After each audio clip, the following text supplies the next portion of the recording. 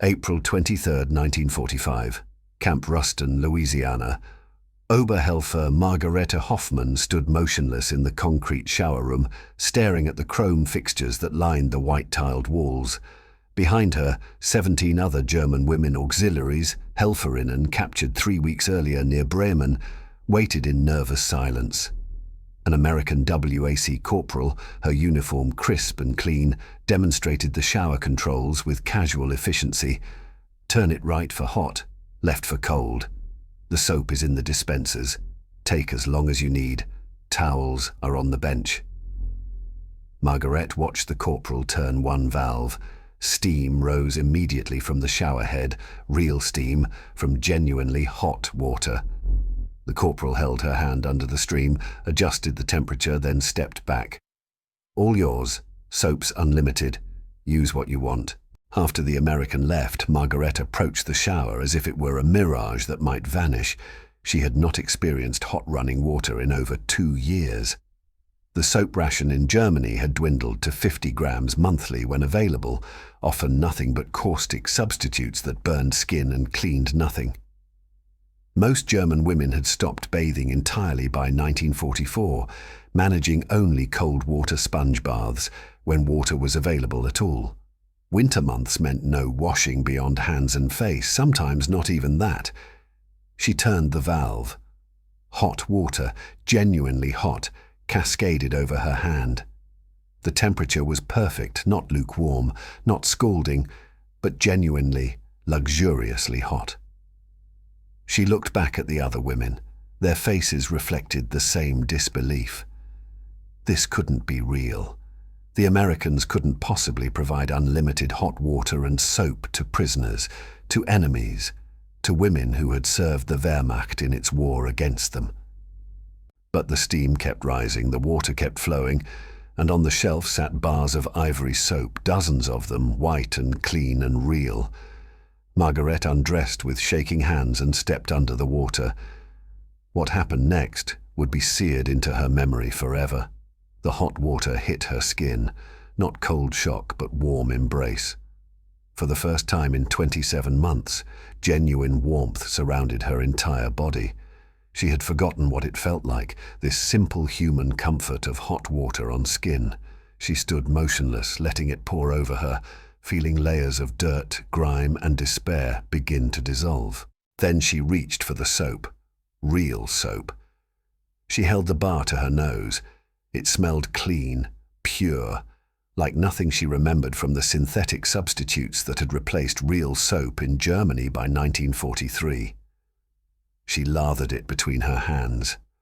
Actual suds formed thick and white and abundant. She washed her hair, something she hadn't done properly in over a year. The lather was magnificent, cascading down her back in soapy rivers.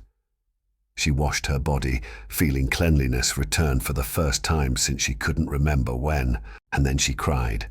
Great racking sobs that mixed with the shower water, tears of relief and shame and confusion, and something she couldn't name. Around her, the other women were crying too, standing under their own streams of hot water, clutching bars of ivory soap, weeping as they washed away years of accumulated filth and deprivation.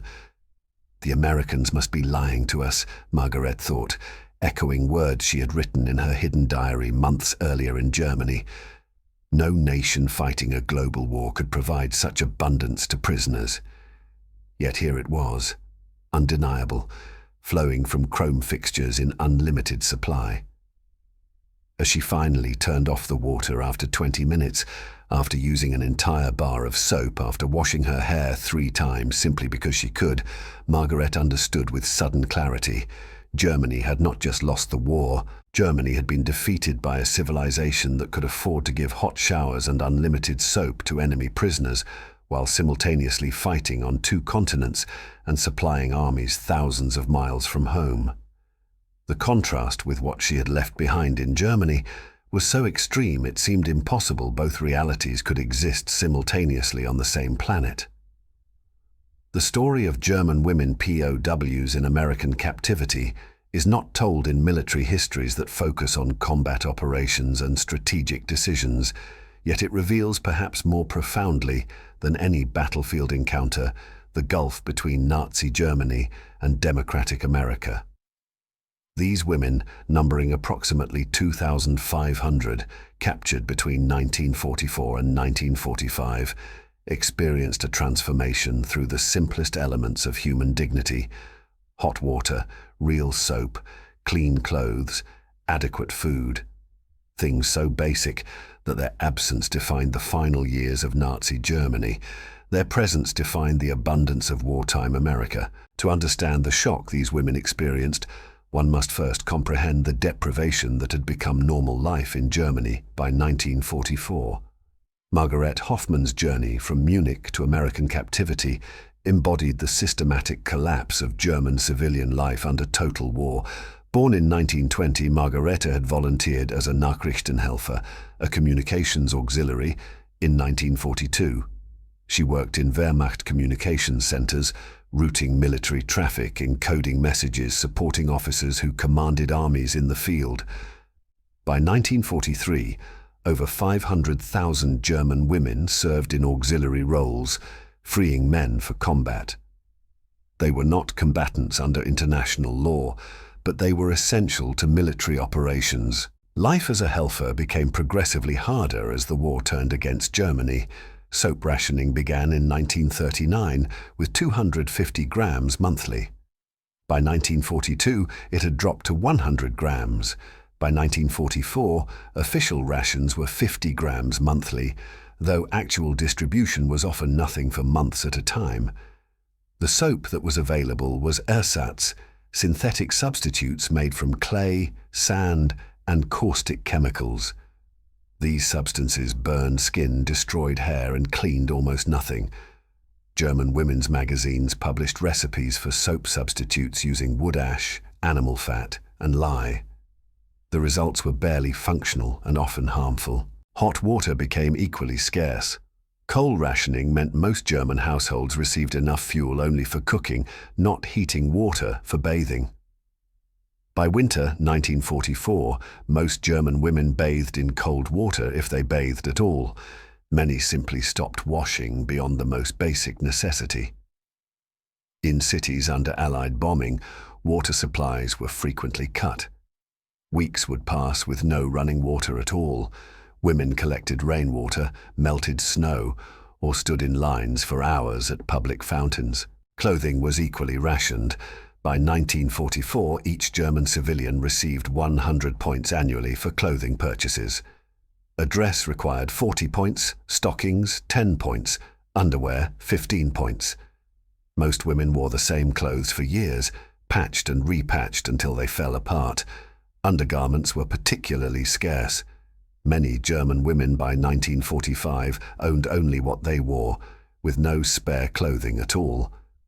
Margaret's unit was captured on April 3, 1945, as American forces swept through northern Germany.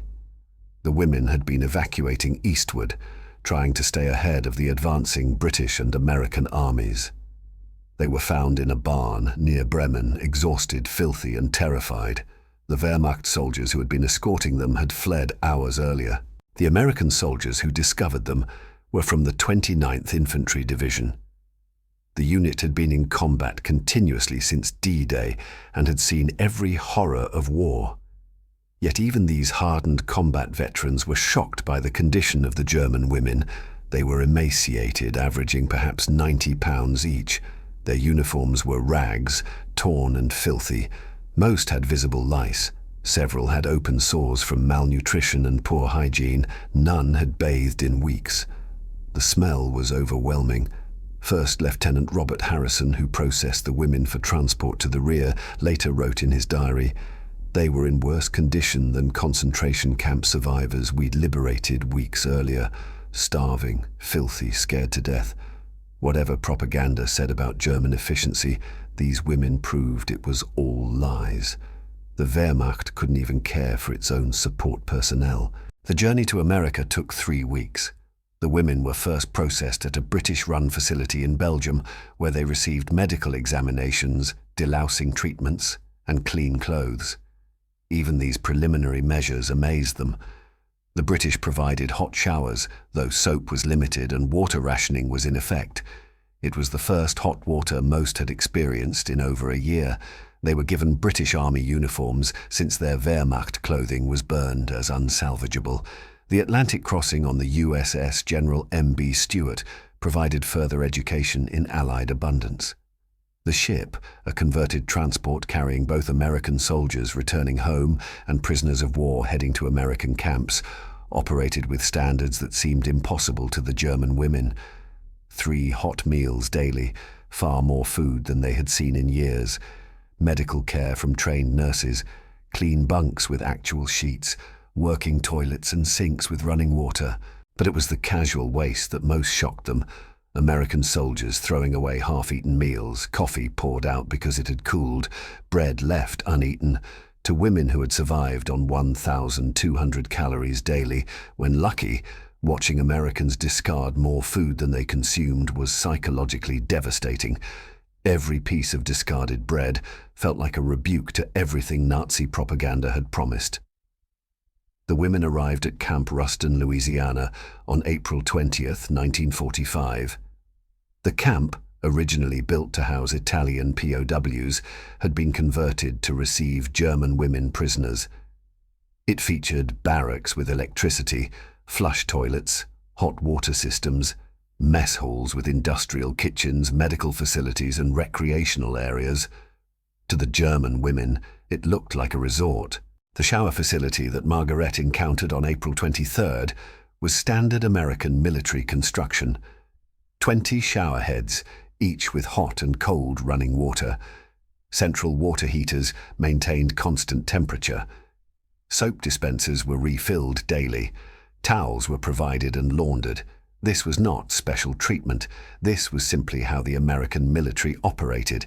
Every American base, from Louisiana to Okinawa, provided hot showers for its personnel. The women's first showers lasted an average of 30 minutes each. The WWII supervisors didn't rush them. The instructions were simple. Take your time, use as much soap as you need, wash properly. For women who had lived with cold water and no soap for years, the experience was overwhelming. Several women used multiple bars of soap their first shower, lathering and rinsing repeatedly, unable to believe the supply wouldn't run out. Oberhelfer Anna Schmidt, aged 24 from Hamburg, later testified to Red Cross inspectors about her first shower at Camp Ruston. I stood under hot water for 20 minutes. I couldn't make myself turn it off. I kept thinking someone would come and tell me to stop, that I was using too much, that there wasn't enough for everyone. But no one came. The water just kept flowing, hot and unlimited. I used 2 bars of soap. I washed my hair 4 times because I could. When I finally got out, I was cleaner than I'd been since before the war. I felt human again for the first time in years. The soap itself was a marvel to these women. Ivory soap, manufactured by Procter & Gamble, was provided to all American military facilities under government contract. Production during the war exceeded 500 million bars annually. The company considered it patriotic duty to supply the military with unlimited quantities. At Camp Ruston, soap was never rationed. The women could take as much as they needed. Bars sat in open dispensers, replaced whenever depleted. The German women couldn't comprehend this abundance. In their experience, soap was precious, rationed, hoarded. A single bar of real soap in Germany by 1945 could be traded for a week's food ration. Here, bars of high-quality soap sat in open dispensers where anyone could take them. The psychological impact of this casual abundance exceeded any propaganda effort. The transformation extended far beyond cleanliness. The camp medical officer, Captain Helen Norris, documented the health improvements among the German women prisoners. Upon arrival, 87% suffered from skin conditions related to poor hygiene. Within 2 weeks of regular hot showers with soap, this dropped to 12%.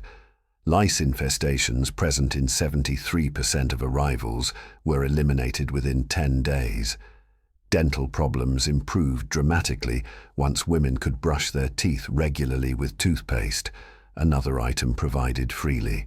But the psychological transformation exceeded physical improvement. Clean hair, clean skin, clean clothes created a sense of human dignity these women had lost.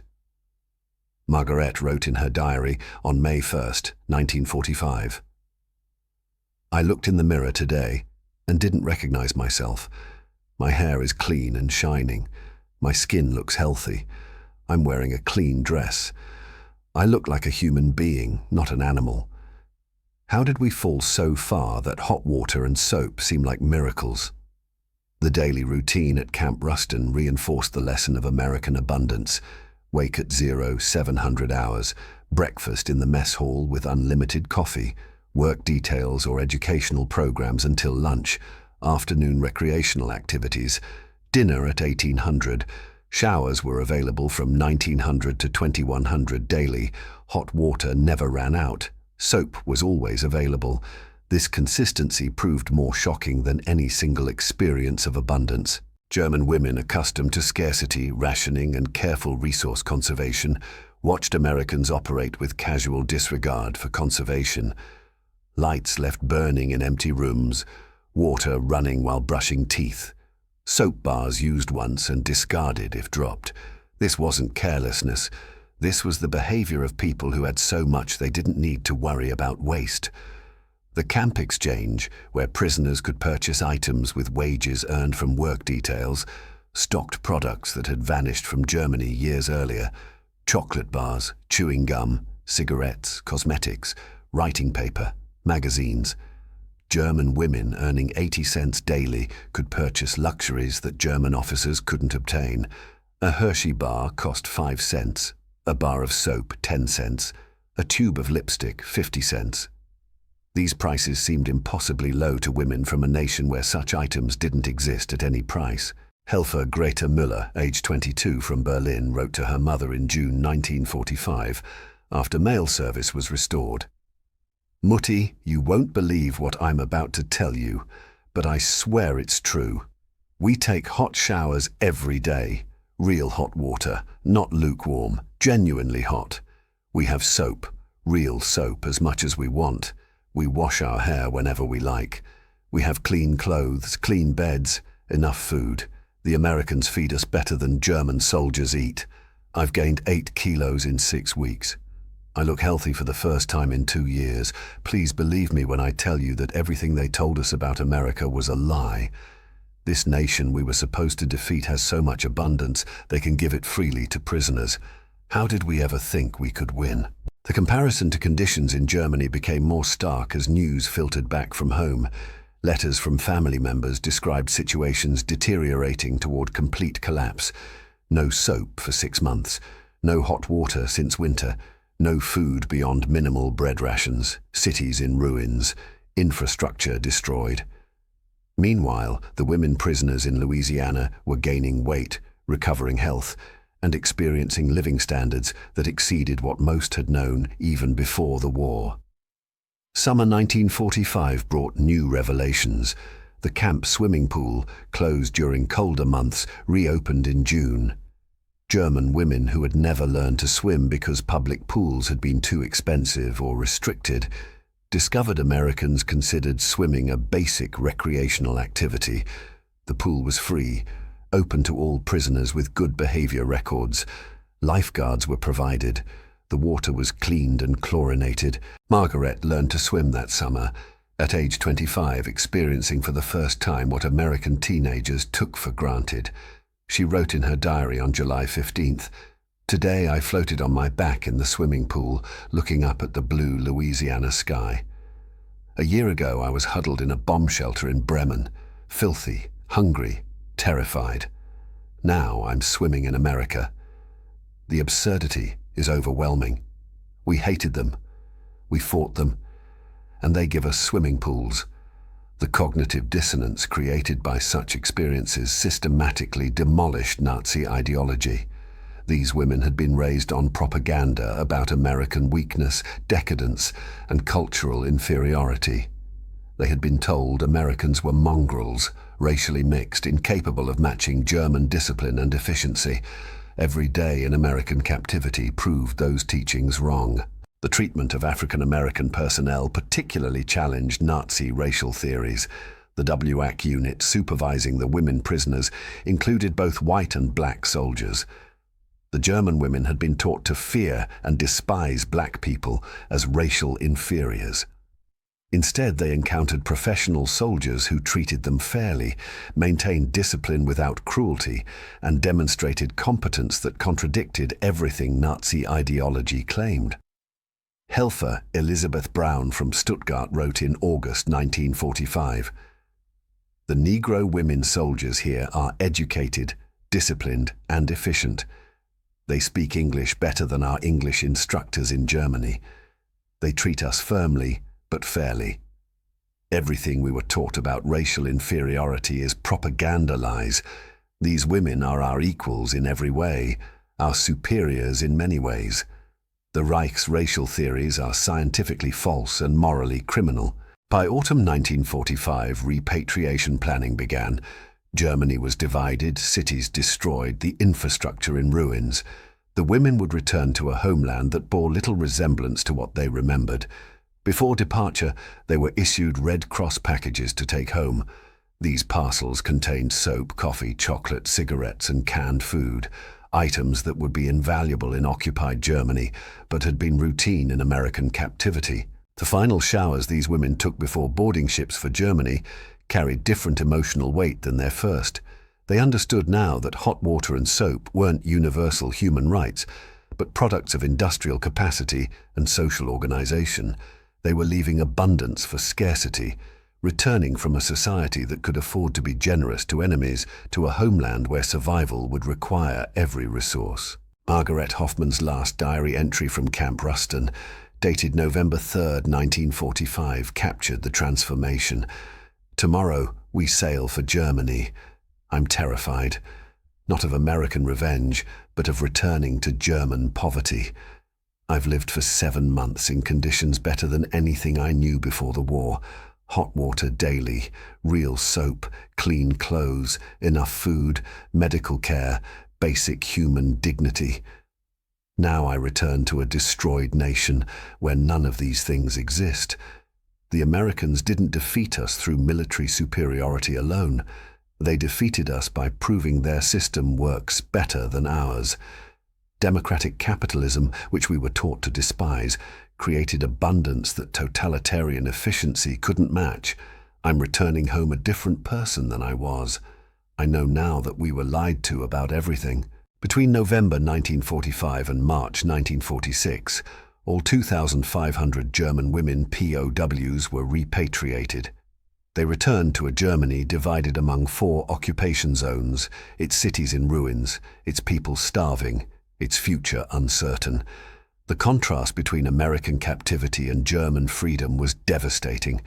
Women who had eaten 3 meals daily in American camps returned to families surviving on 1,000 calories daily when lucky. The soap they brought home in their Red Cross packages became family treasures, hoarded and rationed carefully. A single bar of ivory soap that had been freely available in American camps could support a German family's hygiene needs for a month if used carefully. Many women saved their American soap bars for years, unable to bear using something that represented such impossible abundance. The long-term impact of their experiences shaped post-war Germany. These women became advocates for democracy, market economies, and the Atlantic Alliance. They had witnessed firsthand the superiority of the American system, not through propaganda, but through daily experience of hot showers, real soap, and basic human dignity. Their testimony to family, friends, and communities helped shape West German attitudes toward America and democracy. Margaret Hoffman settled in Munich, married in 1948, and raised 3 children. She kept her Camp Ruston diary her entire life, donating it to the German Historical Museum in 1995. In a 1994 interview, age 74, she reflected on her POW experience. "The hot showers at Camp Ruston changed my understanding of the world more than any political speech could have. We had been taught that sacrifice and hardship made us strong, that abundance was decadent weakness. But American abundance came from productivity, efficiency, and a system that incentivized creation rather than conquest. They could give hot water and soap to prisoners because they produced so much they could afford generosity. That lesson shaped my entire post-war life and my children's futures. Her story of German women POWs and hot showers reveals truths about World War II that battlefield narratives miss. The war was decided not primarily by tactical brilliance or strategic genius, but by industrial capacity and systematic organization.